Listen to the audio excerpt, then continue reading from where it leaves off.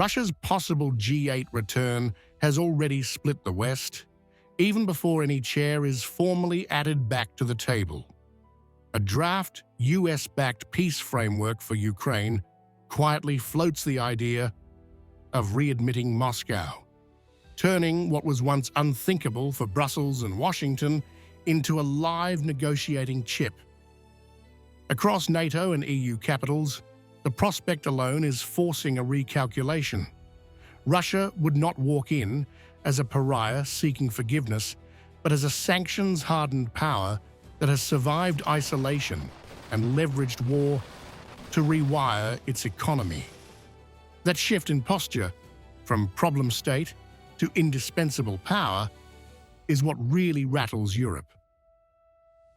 In Kyiv, the reaction is closer to alarm than diplomacy. Zelensky, already battered by battlefield fatigue and dwindling Western aid, now faces his nightmare scenario.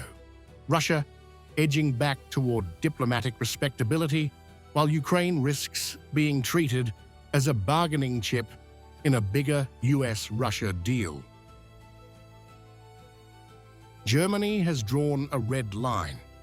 Chancellor Friedrich Merz has publicly rejected any move to restore Russia to the G8, bluntly saying that among the 6 G7 members who are not the United States, there is no willingness to readmit Russia to this group. Other European leaders are signaling similar resistance, warning that Moscow's return would weaken Europe's leverage at the very table meant to project Western unity. Yet in Washington, especially in the Trump camp, Russia's potential comeback is framed as pragmatic necessity. You cannot end the war in Ukraine, stabilize the energy markets, or manage Iran, the Middle East, and global grain routes without talking to Moscow. Critics counter that this isn't strategy, but dependence. Proof that the US now needs Russian cooperation to solve crises it can no longer manage alone. Behind closed doors, Western planners aren't just staring at maps, but at spreadsheets. On paper, Russia today is the world's 9th largest economy by nominal GDP, around $2.5 trillion, and 4th by purchasing power parity, larger than any EU member on a PPP basis. If Moscow is readmitted, the G8's combined GDP swells. But so does Russia's weight inside the club, crowding the space of mid-tier economies like Italy and Canada, and shifting the center of gravity toward a commodities and energy superpower. And that is the deeper fear in Western capitals.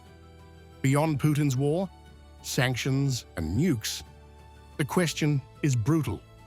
Are G8 governments ready to bring back an economic giant whose sheer scale, resources, and political will could boost the G8's brand value, yet overshadow some of its own members?